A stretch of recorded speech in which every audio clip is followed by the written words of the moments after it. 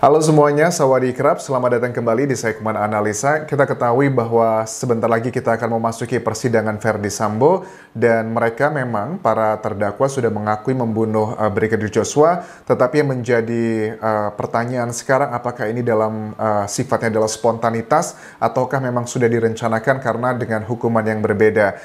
Sebenarnya gini teman-teman, pada saat aku melihat keterangan terbaru juga dari pengacara Brigadir Joshua, Kamarudin Simanjuntak, beliau mengatakan bahwa ada beberapa barang bukti yang ditolak oleh penyidik. Ini agak sedikit ngebuat aku agak serem nih. Kenapa? Karena kalau ini memang benar yang ditolak barang bukti ini sebenarnya adalah barang bukti yang bisa menguatkan telah terjadi perencanaan pembunuhan tersebut.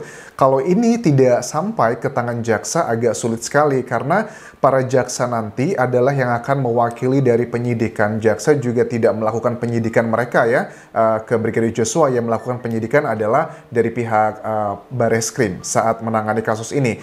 Artinya kalau memang barang bukti ini tidak diterima oleh kejaksaan, ini akan menjadi salah satu poin yang cukup memberatkan bagaimana membuktikan FS, Verdi Sambo, dan juga PC, Putri Chandrawati, serta Bribka RR, Ricky Rizal, kemudian juga KM atau Kuat Ma'ruf, mereka sudah melakukan perencanaan dalam membunuh Brigadir Joshua. Apa aja Anjas? Menurut dari tim kuasa hukum Brigadir J, barang bukti yang ditolak yang pertama adalah tentang percakapan antara Brigadir J dan Vera, kekasih dari Brigadir J, yang terjadi di tanggal 19, 21 Juni, serta di awal Juli 2022. Ini juga sudah disampaikan dalam wawancara di Kompas TV eksklusif di acaranya Rosiana Silalahi, juga sudah dikatakan misalnya diketahui bahwa Vera sempat ngobrol dari hati ke hati dengan Brigadir Joshua. Ada statement dikatakan di sana bahwa kau carilah pria lain gitu karena abang tidak mungkin sepertinya akan menikahi kamu gitu. Terus juga ada statement dikatakan abang mau minta maaf, takutnya kita sudah nggak bisa ketemu lagi. Dan ini ternyata terjadi kan ya. Kenapa kok penyidik tidak mengkategorikan ini sebagai barang bukti? Kalau seandainya ada dua alasan yang menurut aku seandainya memang benar keterangan dari Kamarudin Simanjuntak ini. Kalau penyidik tidak mengambil ini sebagai barang bukti, mungkin dinilainya tidak relevan dengan kasusnya. Ini adalah mungkin dianggapnya sebagai kejadian yang tidak ada hubungannya, hanya sekedar kebetulan saja. Apakah seperti itu? Kok aku tidak yakin ya kalau ini hanya sekedar kebetulan saja. Karena kan di sini juga dalam percakapan antara Vera dan juga Brigadir Joshua tidak hanya tentang masalah urusan pribadi asmara, tetapi juga dikatakan tentang si kuat lama dan si kuat baru, squad lama ya maksudku, squad lama, squad baru, ada yang kurang ajar, saya dituduh membuat ibu sakit dan sebagainya. Itu kan sangat mengindikasikan kuat tentang tempat tinggal dia saat itu, which is adalah di rumahnya Putri Chandrawati. Tapi kalau itu tidak dijadikan sebagai barang bukti, ada apa ini? Karena kalau ini dijadikan barang bukti, pada saat persidangan nanti, ini akan menjadi salah satu barang bukti yang menuju ke alat bukti. Barang bukti dan alat bukti itu berbeda ya teman-teman, karena barang bukti belum tentu itu relevan dengan isu tertentu, tetapi kalau alat bukti itu sudah pasti relevan dengan isu tertentu. Alat bukti ada 5 ya, sekali lagi aku tegaskan, dalam persidangan nanti kita harus sudah mulai familiar dengan istilah-istilahnya. Alat bukti pertama itu adalah keterangan saksi, keterangan terdakwa, keterangan ahli, petunjuk, dan juga surat. Petunjuk adalah gabungan dua di antara alat bukti yang aku sebutkan tadi. Nah, saksi nanti dalam persidangan Verdi Sambo itu juga adalah terdakwa. Nanti Verdi Sambo ada saksinya nih. Saksinya siapa ya? PC, ya KM, dan juga Bribka RR. Itu mereka saling menjadi saksi satu sama lain walaupun mereka sama-sama terdakwa. Itu adalah bagian pertama yang ditolak oleh penyidik barang bukti tersebut menurut keterangan dari Kamarudin Simanjuntak di channelnya Uyakuya. Kemudian juga dikatakan carilah pengganti lainnya.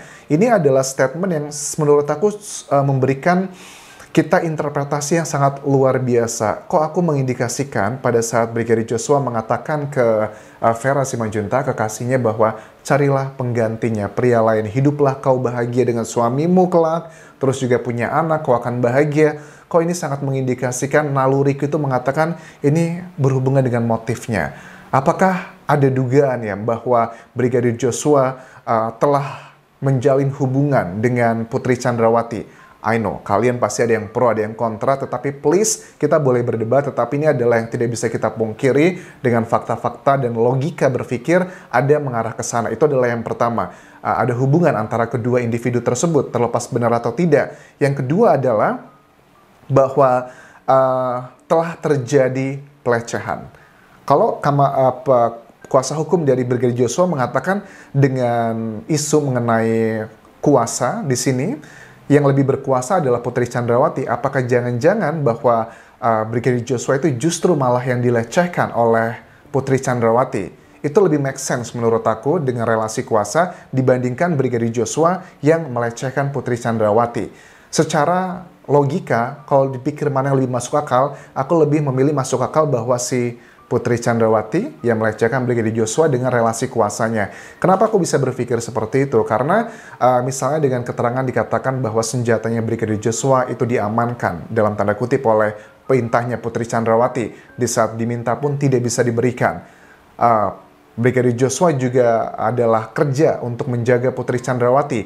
Dia juga ingin menjadi seorang perwira. Kalau dia mendapatkan surat rekomendasi buruk, artinya dia sama aja karirnya tidak akan maju. Kenapa dia bisa melakukan hal seburuk itu ke atasannya, itu tidak masuk akal sama sekali. Sekali lagi, kalau memang ada asusila seperti keterangan dari Polri ya, Kapolri, bahwa motifnya adalah asusila antara pelecehan ataupun juga perkosaan. Kalau memang ada pelecehan, aku lebih cenderungnya secara logikaku bahwa Putri Chandrawati yang melakukan pelecehan ke Brigadir Joshua. Kalau aku lihat data dari Komnas Perempuan tentang KDRT sih, ini lebih tepatnya datanya, itu kan memang dari 5 tahun atau 7 tahun terakhir, 70% korbannya adalah perempuan. Dan artinya ada 30% korbannya itu adalah laki-laki. Tidak bisa menutup mata ke arah sana juga. Dan bagian ketiga adalah bukalah hatimu untuk pria lain karena saya nggak mungkin menikahi kamu. Nah ini juga sama, mengarah ke bagian kedua tadi, berhubungan dengan motifnya juga. Makanya aku dengan data-data yang sudah kita bahas ini, kalau ini ditolak barang buktinya oleh penyidik, ya apa alasannya gitu. Harusnya kalau memang seandainya Kamarudin Simanjuntak dikatakan pada saat beliau memberikan barang bukti tersebut ke penyidik dan ditolak, ada nggak alasannya kenapa? Tidak relevankah atau apa alasannya? Harusnya ada, karena bagian ini menurut aku bisa menguatkan, membantu para jaksa nanti untuk membuktikan pasal 340, yaitu adalah pembunuhan berencana. Karena kalau tidak ada hal-hal yang membuktikan tuduhan tersebut, ya akan terkenanya pasal pembunuhan yang biasa saja. Dan itu sudah pasti karena FS pun sudah mengakui dia yang memerintahkan.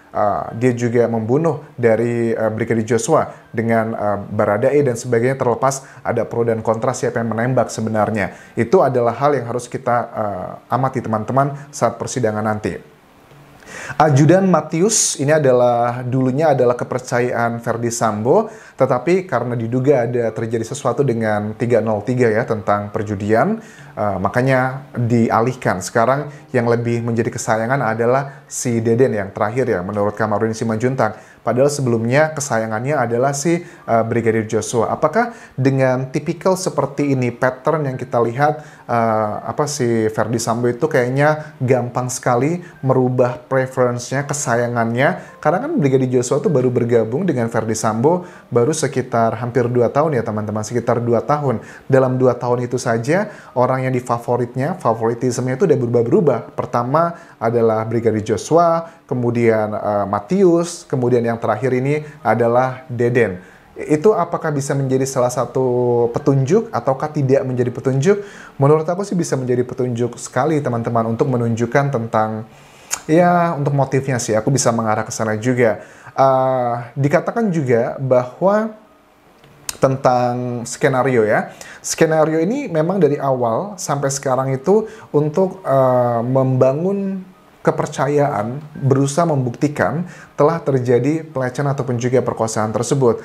Nah, kalau dibilang, aku tuh yakin sekali bahwa kalau dibilang Putri Chandrawati dengan cerita yang sudah kita ketahui selama ini bahwa dia dikatakan tidak tahu apa-apa, dia hanya menunggu di kamar, kok aku tidak percaya. Alasan yang pertama yang sangat nyata, selain masih banyak hal lainnya. Kenapa Putri Chandrawati ganti baju gitu ya? Kenapa ganti baju? Hanya dalam waktu beberapa menit, tetapi dia ganti baju dengan baju yang terkesan seksi, piyama seperti itu sih dengan sangat jelas sih menurut aku indikasi agar bisa mensupport statement dia di BAP, berita acara pemeriksaan. Ya karena saya pakai baju seksi di kamar, ganti baju, makanya Brigadir Joshua terangsang mungkin. Makanya langsung dia menerkam gitu, mau melakukan hal seperti itu. Itu adalah aku lihat bagian skenario yang berusaha dibangun. Dan kalau dibilang bahwa Putri Chandrawati hanya diam di kamar aja, tidak keluar, tidak melihat, aku juga tidak percaya. Logikanya seperti apa? Kita lagi di kamar, di rumah, ada pecah ban di depan rumah, misalnya kalau rumah kita dekat pinggir jalan, itu aja kita keluar loh. Ada kayak listrik meledak gitu aja, itu aja kita keluar loh. Apa kabar ini dengan tembakan ke tubuhnya Brigadir Joshua ada 5. Kemudian tembakan yang dikeluarkan untuk membuat manipulasi versi Verdi Sambo itu ada 7. Ada 13, ada ya 12 tembakan. Dor, kok dia nggak keluar, itu hal yang sangat tidak masuk akal sekali. Itu adalah indikasi sangat kuat, berusaha tim kuasa hukum Verdi Sambo dan PC pengen membebaskan Putri Chandrawati. Aku lihat targetnya ya, kalau aku baca dari keterangan para kuasa hukumnya, PC itu sepertinya pengen ditargetkan tidak terlibat pembunuhan, mungkin hukumannya hanya 5 tahun saja, dipotong remisi dan sebagainya paling cuma 3 tahun. Tapi kalau untuk targetnya Verdi Sambo, karena dia cukup berat melihat barang bukti dan juga alat bukti, dan juga pelanggaran lainnya, obstruction of justice, targetnya sih kayaknya cuma 15 tahun penjara, sedangkan si PC targetnya itu sekitar ya 3 atau 5 tahun penjara. Itu adalah target yang aku lihat dari tim kuasa hukumnya secara tersirat. Ini adalah analisa aku pribadi. So that's it yang bisa aku update untuk video kali ini. Thank you very much for watching. Sampai ketemu lagi di video berikutnya dan kita menantikan persidangan nanti akan mengasah logika berpikir kita. Terakhir, jangan lupa subscribe channel YouTube ini serta follow Instagram dan Facebook pageku di Anjas Asmara karena aku juga sering live di 2 akun tersebut. Kita bisa interaksi secara langsung, ngobrol di sana. Kapun kerap semuanya. Bye-bye.